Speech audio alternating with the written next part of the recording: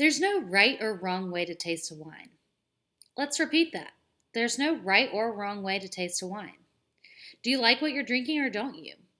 With that being said, there is a formal way to taste wine that reveals more about the wine in your glass. Wine is more than just a drink. It's a lifestyle, a survey into history, a study in farming, and a way to explore different cultures. What is wine exactly? Well, wine is an alcoholic beverage made with fermented juice of grapes. Technically, any fruit can be used to make wine. However, if it says wine on the label, then it's made with grapes. And it's one of the world's oldest alcoholic beverages. In 2004, the Journal of Washington Academy of Sciences wrote a piece by Kenneth A. Hapla that stated, unlike beer, which is made from the invented process of brewing, and unlike distilled spirits, which are made from the invented process of distillation, wine is made from the natural process of fermentation. He also stated that man had no doubt observed apes, elephants, birds, and other animals enjoying the natural fermentation of fruits. So, one may conclude that man has also enjoyed the products of this natural process since his existence. So, wine's been around for a very, very long time, and there's evidence that points back to different time periods and different cultures. In 2020, Taylor Larkin and Denise McManus wrote a journal called An Analytic Toast to Wine using stacked generalization to predict wine preference. And it stated that, indeed, the study of wine and predictors of a good wine are a dynamic process. Predominantly, the aspect of a good wine are determined by an expert taster who evaluates color, odor, appearance, taste, and a feel to gain an overall impression. However, this can be a highly subjective process, given that taste can be very difficult to understand. And taste is difficult to understand, so I want to simplify that for you today and make wine a less intimidating topic for you. And I'm going to explain from grapes to wine how to prepare your senses to really taste, savor, and fully appreciate the taste of wine. First, I will discuss the farming process of making wine, followed by the proper way to taste wine and how to learn to appreciate the art of wine. So, from the time the vine goes in the ground until it's poured out to you. So, the basics of grape growing. So, wine grapes take an entire season to ripen, and thus wine is produced only just once a year. Hence the origin of the term vintage. Vent stands for the winemaking, and age stands for the year that it was made. So, the label, the year that's on the label, that's actually the year the grapes were picked. And I'm going to give you a monthly breakdown of what happens in the vineyard. The first yearly work activity that has to be done in the vineyard is pruning, and depending on the weather and the climate, that is carried out between December and March. When pruning, most of the 1 and 2 year old wood should be cut back, and if necessary, all the other older wood. So it's a big decision making process. A lot of winemakers are choosing which woods should be cut and where they need to be cut, and so each and every vine is different, and depending on the winemaker and what he's trying to achieve. And then managing the vines throughout budding and ripening of the grapes must then occur. So, depending on various circumstances, blooming starts between May and June. In the summertime, it's time for leaf trimming, leaf thinning, shoot poisoning, and cluster removal, which cluster removal I'll get to. But the managing of the vines is really important because the grapes need sunlight. And so the leaves start to actually cause the grapes to not have sunlight. So you have to actually pull those back, thin them out, trim them up, trellis them up, so that way the grapes can actually get wine. Fertilization, depending on the management strategy and fertilizer used, is used sometimes depending on to protect from bugs or other things, but it just depends on the winemaker. Some use natural things like sulfites to fertilize with, which make their wines organic, but it just depends on the winemaker. And then vineyard floor management, such as loosening the soil, mulching, weeding, etc. When the grape berries develop, they need more water, and so since the summer wine growers with floor management practices prevent weeds to compete with the vine's water resources. So you really have to make sure that everything's clear all around the vine and that the vine is actually getting the water that it needs. Next, I'm going to talk about the harvest process a little bit. And the harvest in the Northern Hemisphere, Europe to US, is in August to September. And the harvest season in the Southern Hemisphere is Argentina to Australia, is from February to April. The harvest time is determined by the amount of sugar and acid in the grapes and the pH of the grapes. So usually it starts early in the morning, and the first thing is that you clip the clusters off of the vines. And those go into a bucket and then go to the crush pad. And then once they get to the crush pad, the grapes go through a destemming process where all the stems are separated from the clusters of the actual grapes themselves. And then the grapes go through a sorting table where you actually start to pick through and you go through the grapes about 3 to 4 different times, and you pick out any grape that's not up to par and you throw it on the ground so that you get the very best of each and every harvest.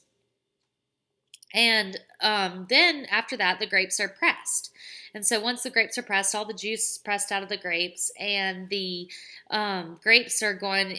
The winemakers start to do their magic. They're starting to add the sugar, the yeast, and all that good stuff to make their wine. And depending on the winemaker, it just depends on what all they're adding. But this is when fermentation occurs, and then fermentation will occur, and the grapes stay with the skins, depending on what you're making for a while. Rosés 3 to 4 hours, Merlot would be 13, 14 hours. The grape skins actually determine the grape color. So the longer the grapes are with the skins, the deeper the color of the wine. And then after you go through that process, you'll separate the skins from the grapes, and then it goes into the aging process. So that's when the aging process begins. And winemakers will use stainless steel barrels, or they'll use oak barrels, and to age their wine in. And whites and rosés nearly take about 6 months in the aging process. Reds generally take about 2 years in the aging process. So after they've aged and everything, you're ready to bottle and label everything and then send it out to consumer. Next, now that I've talked to you a little bit about the harvesting process and the farming process, I want to go over how to properly actually taste the wine. So first, I want to go over how to look at a wine. You want to get a sense of its color. Where's the color coming from? Which we just talked about, which is the grape skins. Oak can also change the color of a wine. So, for example, Chardonnay in an oak barrel will be a more golden, deep yellow color, whereas if it's in an unoaked barrel, where it's aged in stainless steel, it'll be more clear. The color can tell you a lot about how the wine was aged as well. The hues and intensity, you want to identify the wine's most prominent color as a point of reference, and you want to see the wine color chart for the complete list of hues, and you can kind of compare. Is it more purple? Is it more amber? Just really want to look at the wine. And a lot of winemakers and different professional tasters and stuff like to look at it on a white, with a white sheet of paper underneath them so they can actually really look at the color. Next is how to swirl wine. So many people swirl many different ways. Personally, I like to swirl with the glass on the table and your hand at the top of the stem and swirl that way. But you want to agitate the wine for about 5 to 10 seconds, getting oxygen to the wine. The wine opens up and it gives off aromas, and it also softens the wine. You can also look at the wine then after and see that there are tear legs coming down. People call them tears. Some people call them legs. It just depends. But it actually indicates the presence of alcohol in the wine. An increased tearing is an indication of a higher alcohol content in wine, whereas a lower tearing will be a lower in alcohol content in wine. So that can also tell you about the alcohol content. Next is how to smell wine. When you smell your wine, you're preparing your brain for it. In spring of 2006, Kate Maynard wrote a piece called A Wine of Good Taste, and it stated that many believe that the scent of wine can tell you more about it than the actual taste. So don't be afraid to put your nose right in that glass and inhale. And she's right. You want to really stick your nose in the glass and inhale it. Think about when you eat a strawberry. If you were to plug your nose while you were eating a strawberry and you were to release it, you would then get all the flavors and intensity. So that's kind of the same thing with wine. It really has a lot to do with what you smell. So when you're smelling the wine, you really want to take time with this. You want to identify the different types of fruit and the condition of the fruit. For example, if you detect strawberry, ask yourself, is it fresh, is it ripe, or is it dried? Also, herb and other notes. Note that all of the aromas that you smell in a wine are not always related to fruit. You notice that some wines are more distinctively more savory and have notes of herbs, flowers, and even minerals. So you might smell rose petal or, some very floral notes. Also, you'll smell the oak in a wine. So if the wine has aromas of vanilla or black pepper or spice or cedar or cigar, that's the herbs that you're smelling. I'm sorry, the oak that you're smelling. The earthiness smells are kind of like if you smelled the pavement outside after it has just rained, that's an earth smell. And So you can detect different stuff like that as well. And a lot of that comes from the soil. So if a soil is very mineralistic and it has a lot of rocky terrain soils, it'll drain well. And so it'll really bring out a lot of that minerality in the wine.